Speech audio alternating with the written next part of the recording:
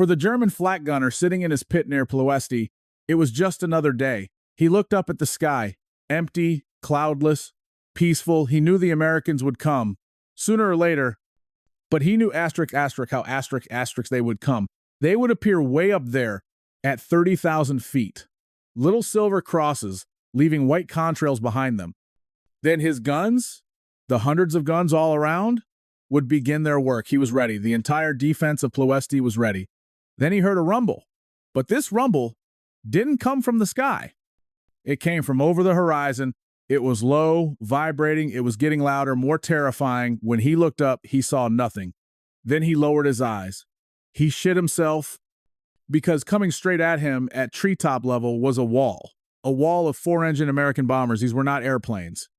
These were flying fortresses, racing along at 50 feet, their giant wings almost clipping the trees. It was impossible. It was madness. It was something no one had ever prepared them for. It was America come to say hello. To understand this madness, you have to understand what Ploesti was to the Third Reich. It wasn't just a city. It wasn't just an oil refinery complex. It was the heart, the bloody, pumping heart of the entire German war machine. 60% of all the fuel that fed the Times Panzers, Times on the Eastern Front, the Times Messerschmitts, Times in the skies over Europe, the U-boats in the Atlantic, it all flowed from here. Winston Churchill called a strike on Ploesti a knockout blow capable of ending the war. The Germans knew this better than anyone. They turned Ploesti into a fortress, the most heavily defended fortress in all of Europe, with the exception of Berlin itself. They surrounded it with hundreds, thousands of the best anti-aircraft guns. They stationed elite times Luftwaffe times fighter squadrons there. They set up smoke generators, barrage balloons, machine gun nests on every hill. They thought they had created an impregnable citadel. Their main hope was geography.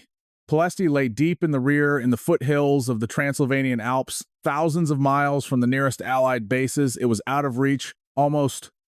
There was only one aircraft in the entire Allied arsenal that could reach this heart, tear it out. The heavy four-engine consolidated B-24 Liberator.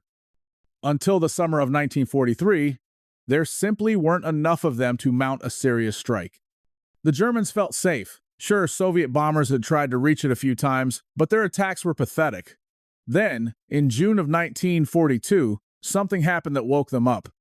A small group of 13 American liberators from the Halvorsen Project somehow made it to Ploesti, dropped a few bombs. The damage was minimal, but the psychological effect was colossal. It was a wake-up call. It was a warning. The Americans had shown they could get there. The Germans began to prepare for a real strike. They doubled, tripled the defenses. Ploesti became a death trap. The idea for a new devastating attack was born at the Casablanca Conference in early 1943. Churchill insisted. The American command agreed. The commander of the U.S. Army Air Forces, General Hap Arnold, gave the order to develop a plan. Two options landed on his desk. The first, developed by Lieutenant Colonel Whitney, was classic. Smart, safe. It proposed a high-altitude strike from bases in Syria. This was the standard American doctrine of precision daylight bombing. The second plan was insane. Its author was a Colonel Jacob Smart. His idea was so audacious, so suicidal, that it could only have been born in the mind of an American. He proposed not to storm the fortress. He proposed to fly *** under it. ***. His plan, codenamed Tidal Wave, was simple in its genius, terrifying in its essence. He proposed taking an armada of four-engine heavy bombers designed for flight in the stratosphere, sending them into an attack at treetop level. For many generals, raised on the doctrine of high-altitude bombing, this was heresy, suicide. But Smart's logic was ironclad. First, surprise,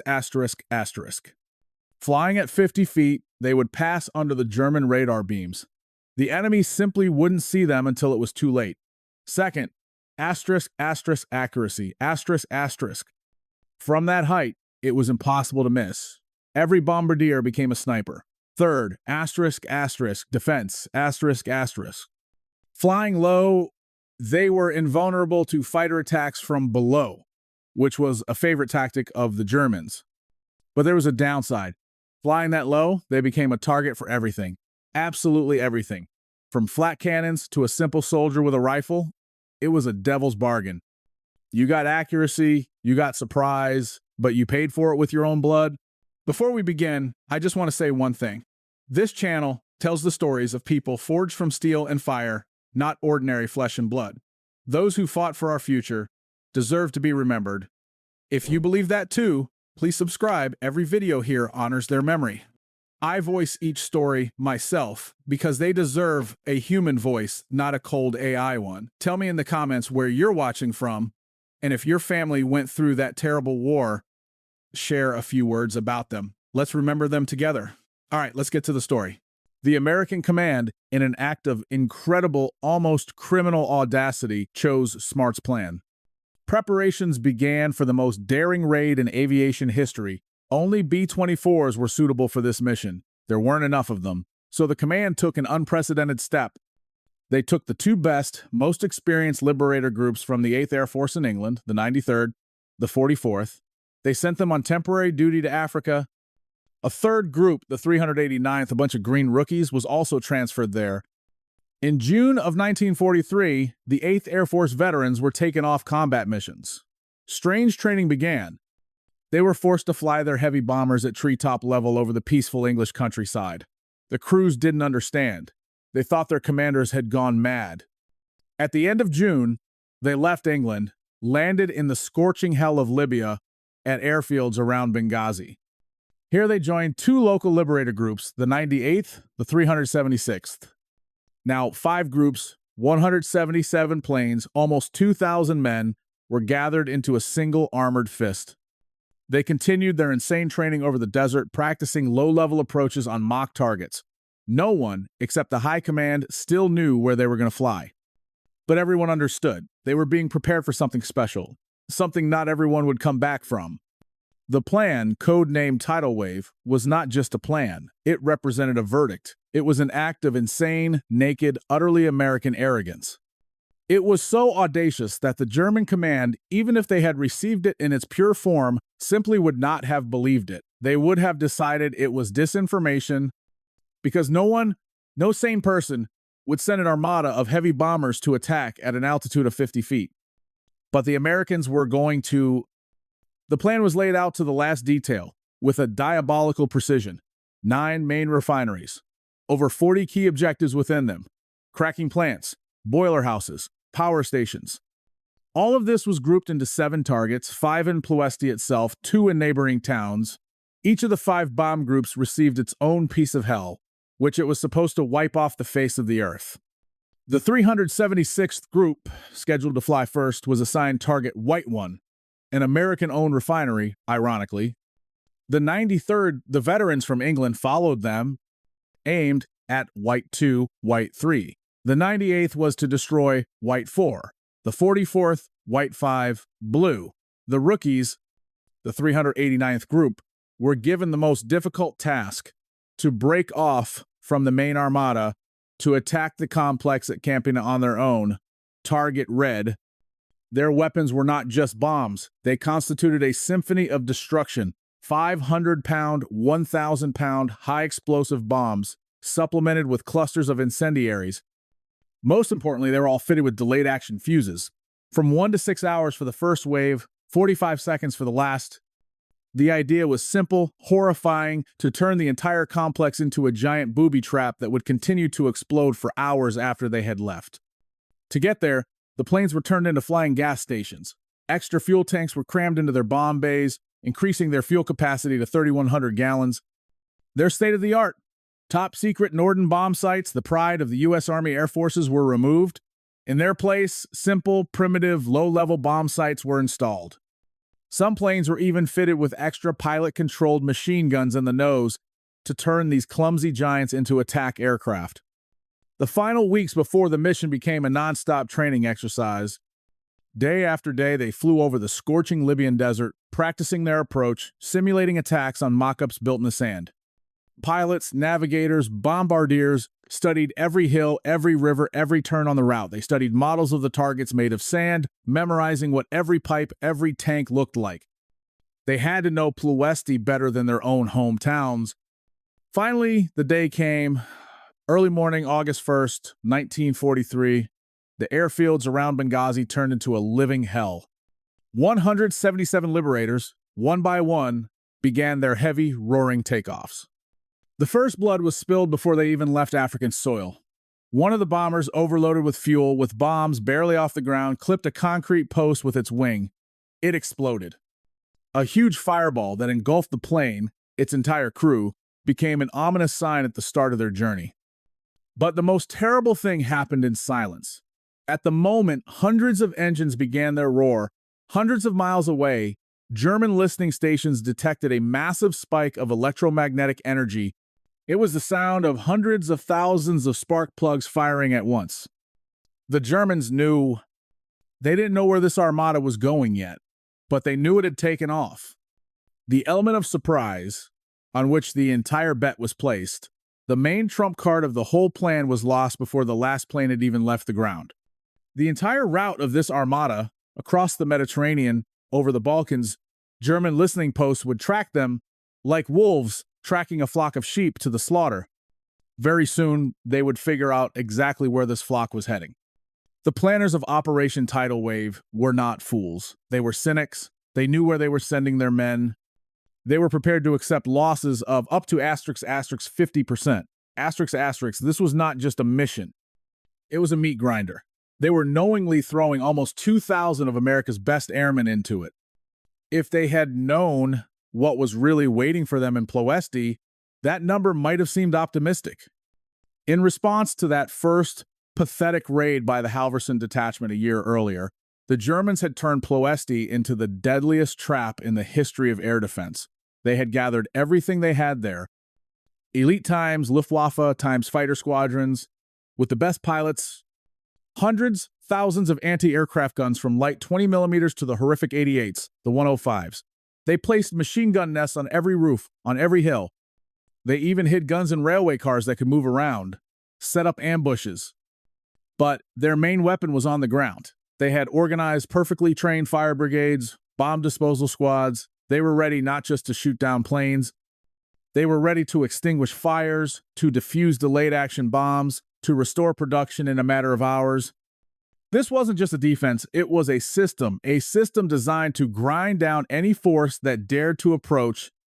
Into the jaws of this very system, not knowing that their main trump card surprise was already lost, flew 176 American Liberators. They flew toward their destiny, 176 silver giants stretching for dozens of miles over the blue expanse of the Mediterranean Sea. It was a spectacle of absolute naked American power. It seemed nothing in the world could stop this steel armada, but the gods of war were on the German side that day. They began to collect their bloody toll before the Americans even saw the enemy coast. The first blow of fate was not a loud explosion, but a quiet, sudden catastrophe. One of the planes in the lead element, at the head of the entire armada, suddenly wobbled, dipped its nose, then just fell into the sea. No smoke, no fire, not a single radio message. It just disappeared. With it, not just a crew of 10 men vanished, with it, the ** lead navigator, * for the first part of the flight vanished. The brain of the entire operation had just drowned in the Mediterranean Sea. This was not just a bad sign, it was a curse. This curse began to tear the armada to pieces. From the very beginning, a gap formed between the two main formations, the lead one, composed of 8th Air Force veterans, the trailing one, led by Colonel John Killer Kane, his African groups. This gap began to grow. It was turning into an abyss. The reasons were mundane, deadly. The planes of Kane's 98th group were desert rats. They had been fighting in North Africa for months. Their engines were clogged with sand, worn out, barely alive. They simply could not keep the pace set by the well-maintained, polished Liberators from England. Kane allowed his formation to fall behind. He made no attempt to catch up. Whether due to technical problems or his own stubbornness, the chasm between the two parts of the armada grew ever larger. Soon, the tail gunners of the lead group could no longer see Kane's planes. They were alone. Then the mountains rose in their path, the Balkans. With the mountains came thunderstorms, giant black clouds boiling with lightning. It was a wall. The commanders of the two formations made two completely different, both fatal, decisions. Colonel Compton, leading the main group, decided to push through Like an experienced race car driver, he began to thread the storm front, leading his armada between the clouds at an altitude just high enough to not clip the mountain peaks. It was an incredible risk. It required nerves of steel, but it allowed them to maintain their speed. Most importantly, to stay low, to remain invisible. Colonel Kane, trailing behind, decided differently. He chose not to risk it. He decided to go over the storm. He gave the order to climb. This was not just a mistake, it amounted to a verdict. First, the climb ate up their speed. They fell even further behind. Second, to reassemble his scattered formation after the climb, Kane made a maneuver that killed any hope of catching the lead elements. He led his planes in a huge 360-degree circle. They were just flying in circles in the sky, wasting precious minutes while Compton was already emerging from the mountains. But the worst part by climbing, they had become visible. The German listening post, which until then had only guessed at the Armada's direction, now had a clear signal on their radars. They saw them. They saw their altitude, their course. Now they knew. They knew the target was Ploesti. Sirens wailed all across Romania. Fighter pilots scrambled to their planes. Flak crews manned their positions. The trap, which the Americans were flying into blind, was now fully armed, waiting. Meanwhile, up ahead, the lead group was approaching the point where everything was about to go wrong. The navigational point for the final turn on Ploesti was the town of Ploesti, but 50 miles before it was another, similar-looking town, Targovishte. At that moment, in the cockpit of the lead plane, two men, Colonel Compton, General Ent, the commander of the entire operation who was flying with him, made a mistake. A fatal, unforgivable, idiotic mistake. They mistook Targovishte for Ploesti. They turned the entire armada to the southeast. They weren't leading their men to Ploesti. They were leading them to Bucharest, the capital of Romania, the headquarters of all German Romanian air defense forces. They were flying straight into the devil's mouth. In the cockpits of the other planes, a quiet panic began. Navigators looking at their maps realized with horror that their commanders had gone mad. They saw the mistake. They knew they were flying to their deaths, but military discipline was ironclad. You follow the leader, even if he's leading you to hell. But in this armada, there was one man for whom the mission was more important than orders. Lieutenant Colonel Addison Baker, commander of the 93rd Group. He saw the lead group turning the wrong way. He saw to the north the smoking chimneys of his real target, Ploesti. He realized that the entire operation, for which they had flown thousands of miles, was about to turn into a shameful failure. The night before, he had told his men one simple thing: we will bomb that target, no matter what. He kept his word. In an act of incredible, almost criminal insubordination, he pulled his group out of the main formation. He told the general, the colonel, their whole insane plan to go to hell. He turned his planes, led them straight north, straight to Ploesti, alone, against the entire defense system. He knew it was suicide, but he hadn't come here to survive. He had come here to do his job. He was going to do it, or die trying. Lieutenant Colonel Addison Baker was a dead man flying. He knew it. Everyone in his squadron knew it. The moment he broke formation, led his men north toward the smoking chimneys of Ploesti, he signed his own death warrant. He was voluntarily leading his pack into the jaws of the beast. He had seen the lead group, their commanders, their generals, shamefully turn the wrong way, leading the armada to Bucharest. He had heard the confused voices of the navigators on the radio. He made his decision. The night before, he had told his men they would bomb that target, no matter what. He, damn it, was not a liar. He led his 93rd bomb group straight into hell. Hell met them. The Germans were waiting. They knew the Americans were coming. When they saw one group, in an act of insane, incomprehensible bravery, break off, head straight for them, they unleashed everything they had. This was not anti-aircraft fire. It was a wall. A solid, black, roaring wall of steel of fire that rose from the ground to meet them. 1,500 guns, from light 20 millimeters that spat tracers like angry snakes, to the horrific 88s, the 105s that tore the air to shreds. They were everywhere. Camouflaged in haystacks, hidden in freight cars on the railway tracks, on the roofs of buildings, on every hill. The 3 planes of Baker's lead element flew into this wall first. It ripped them to pieces. Baker's own plane shuddered from a direct hit. It burst into flames. The huge 40-ton Liberator turned into a flying torch, but it didn't fall. It didn't turn. Through the flames that were already engulfing the cockpit, those flying alongside could see his silhouette. He was holding his course. He had said he would get them to the target. He, damn it, was doing it. He flew on until his plane became a fireball. Only after his group had passed over the target did he fall to the earth. Lieutenant Colonel Baker, his co-pilot, Major John Jerstad, received the Medal of Honor for this flight, posthumously. They had kept their promise. Behind them, into this same hell, went the rest. They saw their commander die, they saw the planes of their comrades disintegrate in midair, but they did not turn back. They were veterans of the 8th Air Force. They were the best. They were coming to kill. 11 Liberators of the 93rd Group were destroyed over the target. 11 planes, 110 men. This was more than 10% of the group's total losses for the Asterix. Asterix entire war.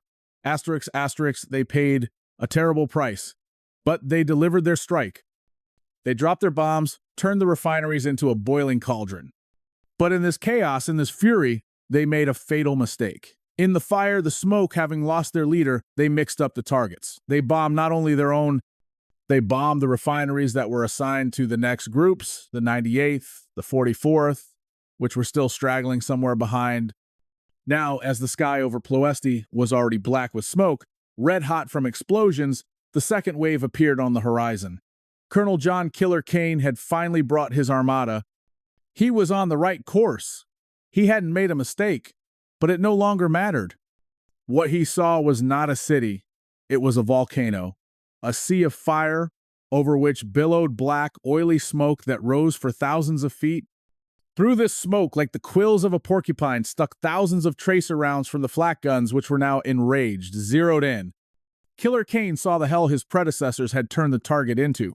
He saw the explosions of the delayed action bombs that shook the ground. He knew the element of surprise was lost. He knew the Germans were waiting for him. He had every reason to turn back. Any sane commander would have turned back. But they didn't call him killer for nothing. He looked at this firestorm, at this wall of flame. He led his men straight into it. The 98th, the 44th groups entered the same hell that had just ground up the 93rd. They flew through smoke that burned their eyes, through the turbulence from explosions that tossed their planes around like toys, through the same, even denser, more accurate flak fire. They bombed their targets even though they were already on fire. They were just adding fire to the fire. Where was the lead group? Where was General Ent, the operation commander? After their fatal turn, they had realized their mistake. They saw the smoke over Ploesti. They tried to find a hole in the defenses. They circled, trying to break through, but the wall of fire was solid. In the end, the general ordered them to bomb targets of opportunity. Most of them just dropped their bombs in the Romanian fields. Only one small detachment of 6 planes, under the command of a Major Norman Appold, broke through, bombed its refinery. It was a day of incredible heroism, of incredible failures.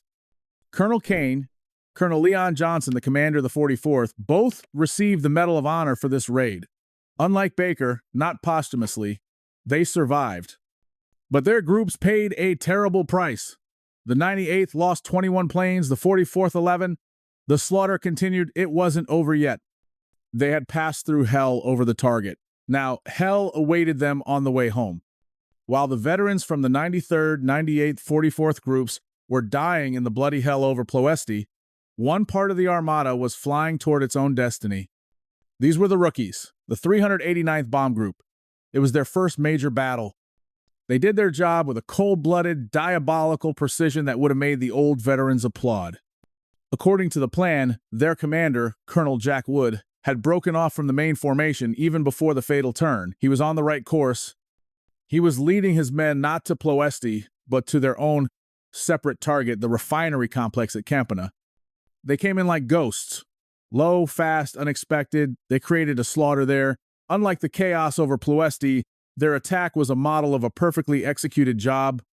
They turned the Campana refinery into ruins. It was the only target that entire day that was completely destroyed. Put out of action for almost a year, it never returned to full capacity. But even in this triumph, they paid their own bloody price. 6 of their planes were shot down. It was here, in the fire over Campana that one of the greatest legends of that day was born.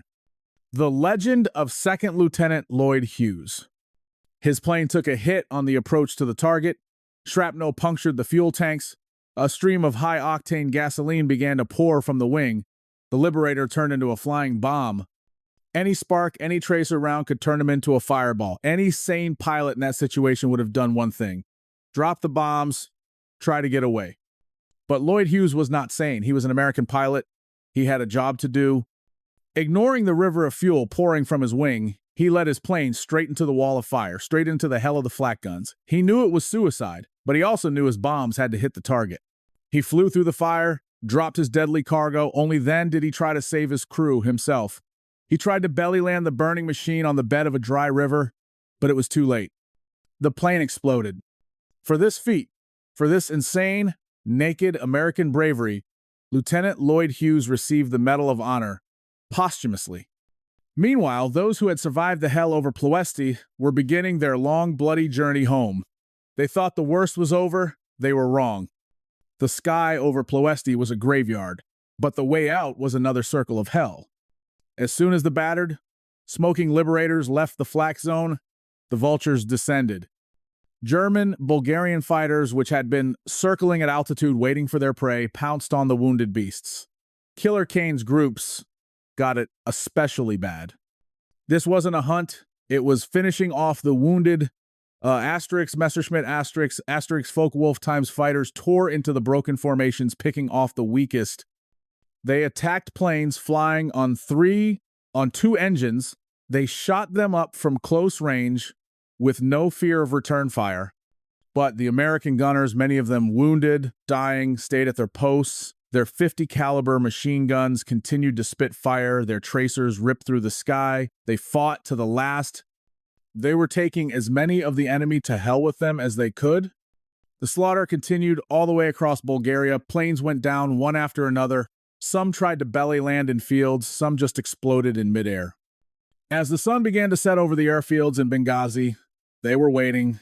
Those who had returned earlier were waiting. The ground crews were waiting.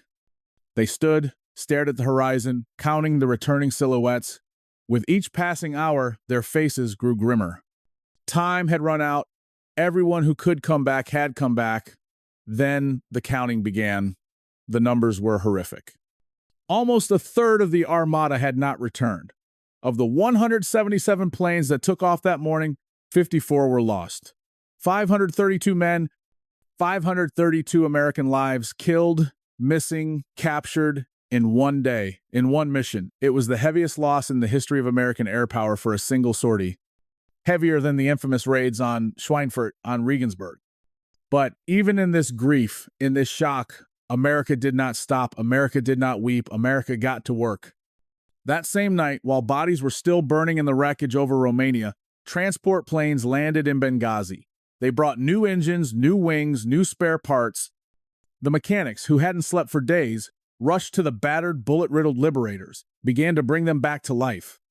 They got no respite. They got no time to mourn. Less than 2 weeks after Tidal Wave, the same crews, the same planes that had survived the hell over Ploesti were already flying a new mission. This time, to the aircraft factories at Wiener Neustadt. For the 8th Air Force veterans, Ploesti became a memory, a nightmare they tried to forget. They returned to England. But for the men of the 98th, the 376 groups, Ploesti remained a reality. It was these two groups, which had suffered the heaviest losses, that became the core of the new 15th Air Force. It was they who were destined to return to finish what they had started, to return to burn Ploesti to the ground. Operation Tidal Wave did not deliver the knockout blow Churchill had dreamed of. It did not end the war. It became a bloody slaughter, the blackest day in the history of the American bombing forces. 54 planes, 532 men lost in a single day. Any other nation, any other army after such a catastrophe would have retreated. They would have admitted that the fortress of Ploesti was impregnable. They would have crossed that name off their maps. But this was not just any army. This was the American army. It did not know the word retreat. For it, Tidal Wave was not a defeat. It was a lesson. A brutal, bloody, but incredibly valuable lesson. A lesson they had learned. A lesson they were going to make the Germans pay for 100 times over. They understood that Ploesti could not be taken with a single audacious cavalry-style charge. This fortress had to be dismantled, methodically, ruthlessly, stone by stone. America began to prepare its answer. The remnants of the groups that had participated in the raid returned to their duties. The 8th Air Force veterans flew back to England, taking with them the nightmares of the burning oil fields. But for those who remained in Africa, for the 98th, the 376 groups, which had suffered the heaviest losses, Ploesti became more than just a memory. It became their personal vendetta. On November 1st, 1943, the new 15th Air Force was formed. Its backbone, its hardened, fury-filled heart became these very two groups. The veterans of Tidal Wave, the men who had seen hell, had come back to tell about it. They were moved to Italy, to airfields just captured from the Germans. From there, they could reach Ploesti much more easily. In the spring of 1944, the War Department gave the order. A full-scale campaign to destroy the German oil industry began. The main task for the 15th Air Force became a single word: Ploesti. This was no longer an adventure. This was a war of attrition. This time, the Americans were not coming in at treetop level. They were coming from their favorite comfortable altitude of 25,000 feet. They came in armadas, escorted by hundreds of Mustang Lightning fighters. They came to dismantle this fortress with surgical precision. But Ploesti was not going to surrender. The Germans, the Romanians, had only strengthened its defenses. Thousands of guns, elite fighters. They met every American armada with a dense, deadly wall of fire. Every raid turned into a slaughter. On April 5, 1944, the B-17s, the B-24s of the 15th Air Force launched their first strike. Their targets were the railway yards around the city. They repeated the attack on April 15th. Again, on the 24th. Although their official target was the railroad, stray bombs also fell on the refineries themselves, causing fires, destruction. By June, the Americans had carried out over 20 daylight raids on Ploesti. At night, British Wellingtons joined them. Every raid was bloody. The losses were horrific. The hell of Ploesti continued to devour American planes, their crews. One of the most tragic raids occurred on June 10th, 1944. This time, they didn't send heavy bombers. They sent 75 twin-engine P-38 Lightning fighters. Half of them carried 1,000-pound bombs, the other half provided cover. They thought their speed, their maneuverability would allow them to slip through the flak. They were wrong. The flak guns of Ploesti didn't care about speed. They just filled the sky with steel. It was a slaughter. 21 Lightnings, 21 elite fighters with the best pilots just disappeared, dissolved in the black clouds of explosions. Losses over Ploesti remained consistently high until August of 1944. But the Germans could not win this war of attrition. They could shoot down planes, but they could not stop the American assembly line. For every B-24 shot down, 2 new ones arrived. For every crew killed, 3 new, young, confident crews ready to die arrived. The German defense began to crack. In August, it finally began to weaken. By this time, the refineries had suffered such damage that they were effectively out of commission.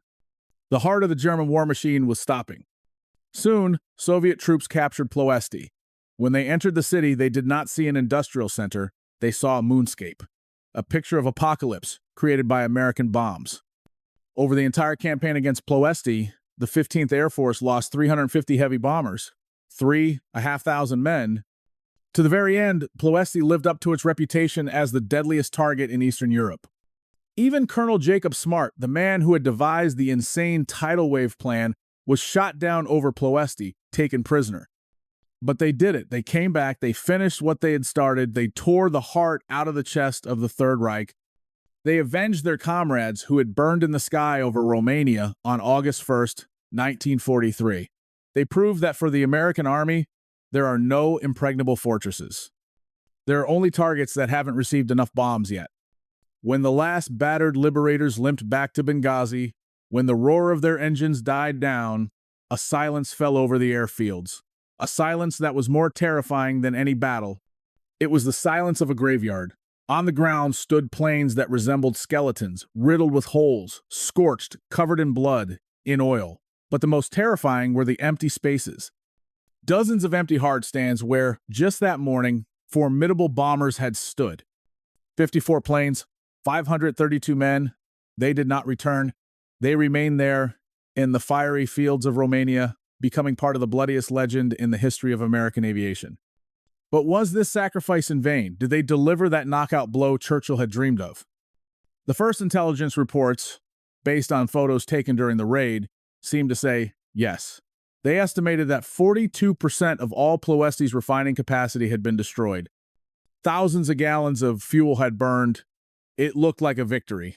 But the Germans were not just soldiers, they were engineers. They were ready.